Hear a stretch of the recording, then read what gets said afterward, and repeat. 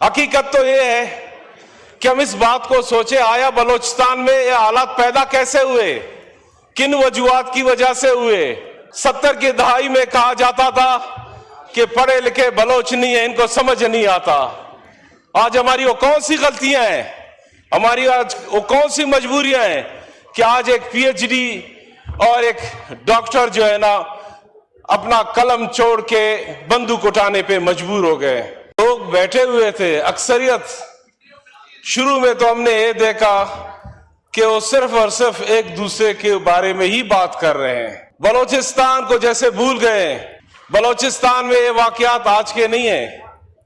बलोचिस्तान में अगर इन वाकयात को देखा जाए तो ये 70 के दहाई के हैं। उस वक्त के हालात और थे, उस वक्त की मजबूरियां होती, लेकिन बलोच उस वक्त भी पसमानदा था, बलोच आज भी पसमानदा है।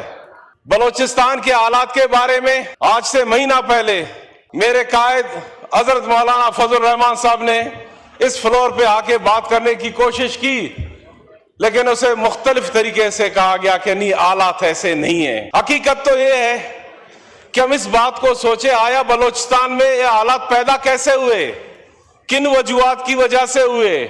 70 की दहाई में कहा जाता था कि पढ़े लिखे बलोच नहीं है, इनको समझ नहीं आता। आज हमारी वो कौन सी गलतियां हैं, हमारी आज वो कौन सी मजबूरियां हैं कि आज एक पीएचडी और एक डॉक्टर जो है ना अपना कलम छोड़ के बंदूक उठाने पे मजबूर हो गए।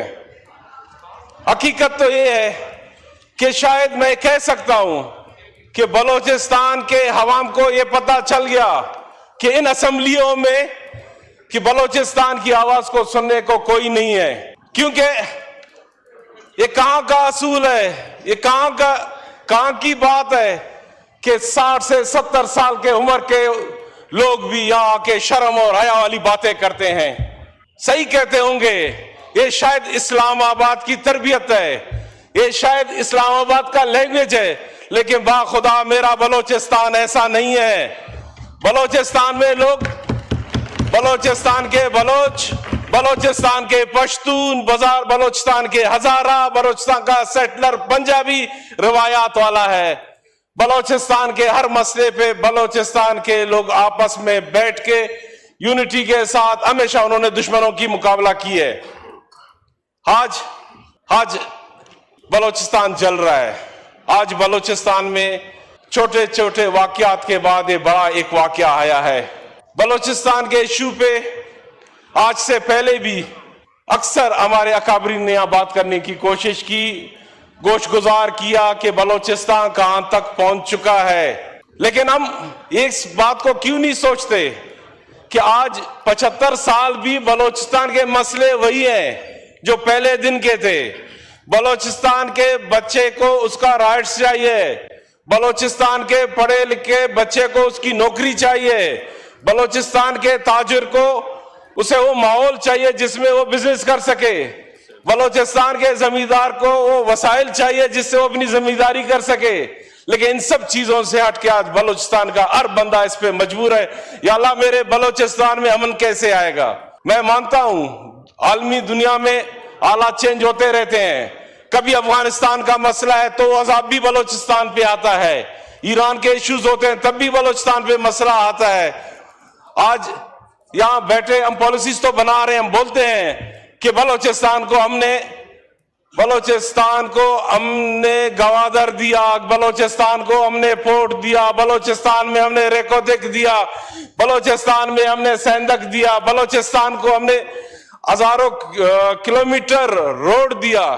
लेकिन हम क्यों इस बात को भूल गए कि बलोच का बच्चा आज भी भूखा है, बलोच का बच्चा, पढ़ा लिखा बच्चा आज भी डिग्रियां जला के क्यों वो पहाड़ों की तरफ रवाना हुआ है। बलोचिस्तान का वो बच्चा जिसको हम समझते हैं कि आज अगर आप देखें मिडिल ईस्ट में हर फोरम पे बलोच का बच्चा वहां जाके उन पोजीशंस पे अपना काम कर सकता है, लेकिन बलोचिस्तान का बच्चा क्यों इस पाकिस्तान में और इस्लामाबाद के इन पॉलिसियों की वजह से क्यों पीछे रह गया है। अफसोस तो हमें इस बात पे होती है कि पहले बच्चे बंदूक उठाते थे, आज हमारे बच्चों ने अपने जिस्म पे बम बांधना शुरू कर दिया। جب بم باندھنے کی بات آتی ہے تو جس بندے نے اپنی جان ہتھیلی پہ رکھا ہوا ہے وہ کچھ بھی کر سکتا ہے, وہ کہیں بھی کچھ کر سکتا ہے. خدا را آج بھی ہم کہتے ہیں دیر نہیں ہوا ہے. آج بھی حالات ایسے ہیں کہ اسمبلی کے اندر اور اسمبلی سے باہر جتنے بھی لوگ ہیں, جتنے بھی سیاسی لوگ ہیں, جتنے بھی مذہبی لوگ ہیں, جتنے بھی قبائلی لوگ ہیں, ان سب کا ایک مشترکہ ایک ایسے فورم پہ ان سب کو اکٹھا کیا جائے کہ جس پہ بلوچستان پہ بات ہو اور بلوچستان کا مسئلے کا حل نکلے.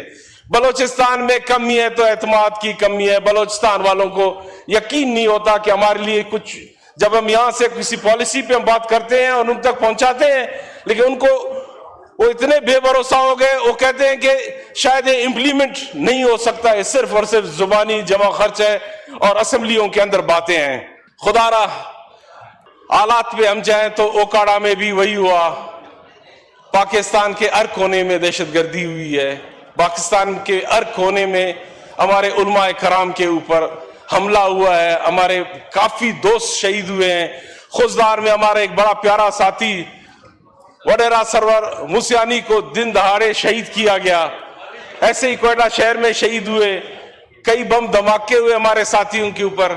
ان سب چھوٹے چھوٹے واقعات کو دیکھیں تو آپ کہہ سکتے ہیں کہ یہ جو بڑا واقعہ ہوا کس طرح ہوا. تو لہٰذا میری اس ایوان سے درخواست ہے, خدا را بلوچستان پہ سیاست نہ کرے, بلوچستان کی حالت پہ سیاست نہ کرے. بلوچستان کے معاملات پہ دل کھول کے, دل صاف کر کے اس رمضان کے مہینے میں, اس بابرکت مہینے میں اللہ کو راضی کرتے ہوئے بلوچستان کی حق کی اور حقیقی جو فیصلہ ہے, جو کرنا ہے وہ کرے. دنیا میں آپریشن سے معاملات حل ہوتے ہیں, لیکن کیا جو آج ان لوگوں کو عام پبلک کا سپورٹ ہے, اس سپورٹ کو ہم کیسے واپس لے سکتے ہیں؟ اس سپورٹ کو ان کے بیچ میں ہم کیسے اعتماد ڈال سکتے ہیں؟ اس پہ کام کرنے کی ضرورت ہے. اسپیکر صاحب آپ کا بہت شکریہ. آپ نے کل بھی ہمارے ایوان میں موجود ساتھیوں کو ٹائم دیا, بلوچستان کا آج بھی دیا. اب اس ایوان کی مرضی ہے کہ بلوچستان کے حق میں, بلوچستان کی خاطر دل سے یہ فیصلہ کرتے ہیں کہ ہم نے بلوچستان کا ساتھ دینا ہے یا صرف اور صرف نمبر گیم اور ایک دوسرے کے لیے باتیں کرنی ہے.